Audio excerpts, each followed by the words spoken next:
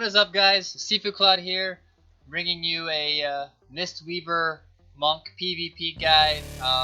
The pre-patch just went live, and most of you pretty much already know if you've seen some of the beta videos and things like that, but I wanted to go ahead and do a VOD for the live version of the pre-patch we've got right now without the artifact enhancements and weapons and being 110 and a couple other the quality of life changes between 100 and 110 not being in effect, in case you do want to kind of grind out some PvP and try and large your class just a little bit. So these are the talents that I've kind of read over and picked out for PvP specifically that basically fit my playstyle. Now everybody else's playstyle, everyone's going to be different, everyone's going to do things differently, so these may not be the talents that are right for you. These are what worked for me, and these may not be the most correct talents, but this is what I take, and I'll explain why as we get along, so let's just get into it. So the first talent tree, they've swapped it up. The movement section is at level 30 instead of 15. Chi burst is always good. It's a cast time. I don't want to take that chance of getting interrupted. There's already enough problems with being interrupted as it is, seeing how now everything channels, it seems.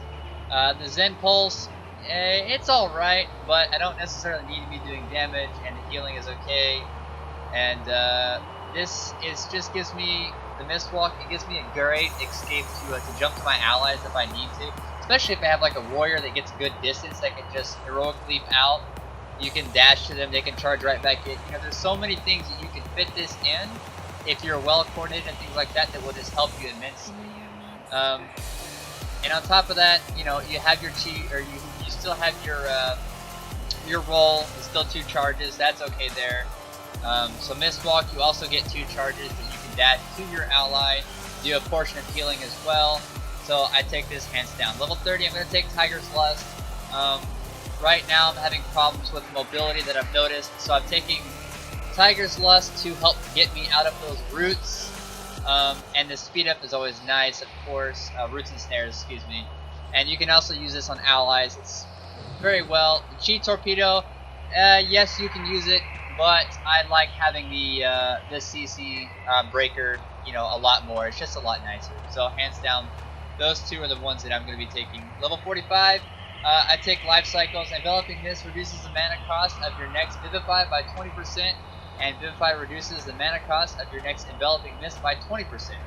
So if we're using Vivify or Enveloping Mist, you know, you can alternate between the 2. You can do AoE healing and then of course a little burst healing here, something like that.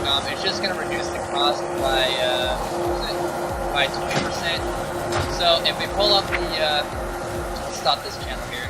If we pull up the charts here, you can see it says that it's going to cost me 9,600. Okay, so let's cast Vivify first to proc our charge of it. See here, we get it now. Life Cycle, Developing Mist, reduces mana cost by 20%. Now if we look, now it's 7,600. Not necessarily a big difference, but I will tell you right now, there's going to be mana problems. Like, you're going to run into a lot of mana problems. To keep the amount of healing up that you need to do, to keep you from dying, you are going to have to use a lot of mana. It's going to happen. I don't know how else to go around it. So I took that to help me with management on my mana. It helps a lot.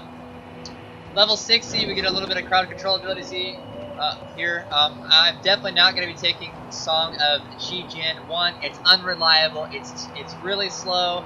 It's a cast time. It just does not work for me. Plus, if they take damage, it doesn't do anything. So my options here for me personally were Ring of Peace or Leg Sweep. Leg Sweep is the guaranteed stun. Hands down, this is what I'm going to take in most situations. Although I can still come up with a couple reasons or situations that I might use Ring of Peace in. We might talk about that later. It's not a big deal right now. Let's get moving on. Level 75. Pretty much nothing really drastic changing here. They're still pretty much all the same. If you played the Mistweaver and Warlords of Draenor, it's all pretty much the same. You know, you're going to be taking the Diffuse Magic. If you've got people that do a lot of, like, let's say you're in an arena, for example, and they've got a good caster comp, then you would take that. Dispel Harm's good for melees. If you've got a lot of people like warriors that do execute damage, that will help proc those a lot. But Healing Elixirs is kind of your general saving grace here, so I'm going to take it. Level 90, summon the Jade Serpent statue. Again, a couple of changes on this one. Now when you summon it, it's going to heal for 50% less of what you currently do, but if I use a heal on myself or an ally and then stop, it will continuously keep healing me. Let's see if I can maybe proc it or maybe just here you can see it. So see, I'm not doing anything and now it's still healing. It's not a lot, but look how quickly it's healing, and it's just going to stay there. As long as this statue here is up, and you just keep casting, which you're going to be, it's just going to heal. It's a nice passive heal. It's a great way to top the healing chart without really having to do anything. It's kind of nice. Rushing Jade Wind, it's too much mana, doesn't do enough. I don't like it. Invoke Chi-Ji. This thing is very sporadic, and I don't really understand why you're supposed to have this in the first place. It's a large cooldown. It doesn't last very long. Yes, it's another passive heal. It heals okay, but it's more RNG based than anything else, and we already have enough RNG based crap as it is, with Renewing Mist needing to bounce off of different targets when it dies off and passes to a new target. So, hands down for me, Jade Serpent statue, again, it's great, gives me a little bit of passive healing, it's pretty good.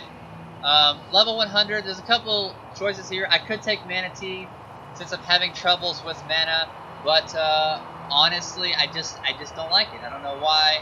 I'm not feeling it for some reason. It doesn't last long enough. See, it now reduces the mana cost of your spells by 50%, excuse me, for 10 seconds on a 1.5 minute cooldown.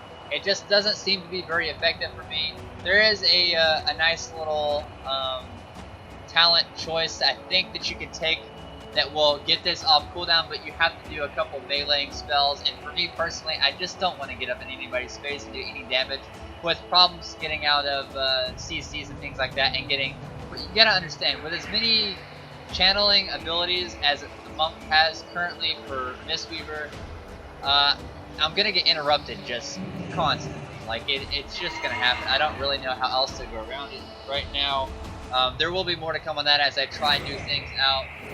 Rising Thunder, it's okay, but again, I'm not really going to be doing too much meleeing abilities whatsoever. So for me, Thunder Focus Tea, or Focus Thunder Tea, same thing, whatever. For me, it's good because it's going to empower my next two abilities. So let's go ahead and go over what it does.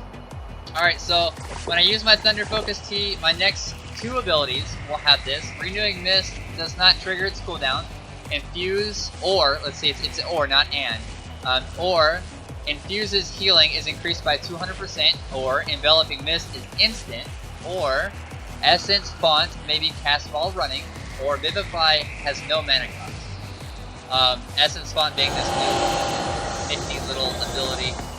It's kind of cool. I don't mind it. It gives you another heal over time. We'll go over like abilities and stuff like that in another pod, but this is what I'm taking.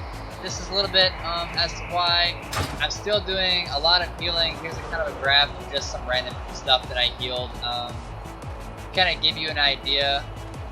This is all from my, scratch that, that's from something else. That's from when I was messing around with the Windwalker's spec, which I'll go over in another video as well. Some great stuff. Again, it's gonna be kind of weird because we're not able to fist weave anymore. So you don't have that little bit of damage, a little bit of healing side to the monk. Now it's pretty much just a full-on healing spec. And it's actually not that bad. I enjoy it. I can honestly say that it's okay. I don't know how I feel about it. To be perfectly honest though, I don't necessarily think that it's bad, and I don't necessarily think that it's good. It just feels kind of wonky, and it's very, I'm not used to it. It's just, it kind of makes me feel weird. I really don't know. And I think part of that being said is due to, one, we still get other things between 100 and 110. Plus, we don't have our artifact weapon or the artifact power-up nodes, so I think there's a lot of certain things in those that will help balance it out, and it will feel a lot better in the end. So stick with it. It's definitely something that you should try out. In the battlegrounds that I've done so far, I just feel like I really haven't been doing much, but I look at the healing chart at the end, and I'm doing like 15 to 20 million healing. And I'm saying that as in I'm doing about 50 to 40% of the total healing done out of like 3 to 4 healers on my team. I don't know if I'm just in a good position. I don't know if it's because I know what I'm doing, but the healing is there somehow. It feels fucking weird. I really don't know what else to say about it. But I would like to know what you think about it. So if you're interested or you have any ideas, I'm definitely open for discussion on what you should or shouldn't take, and I'm kind of interested to know what you guys think. So leave a comment down below. If you like the video, give me a thumbs up.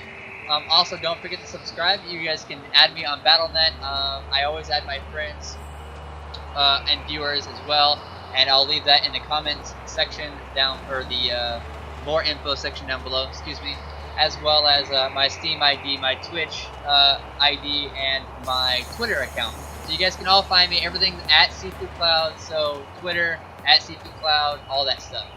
And I will catch you guys in the next video. Have a good one.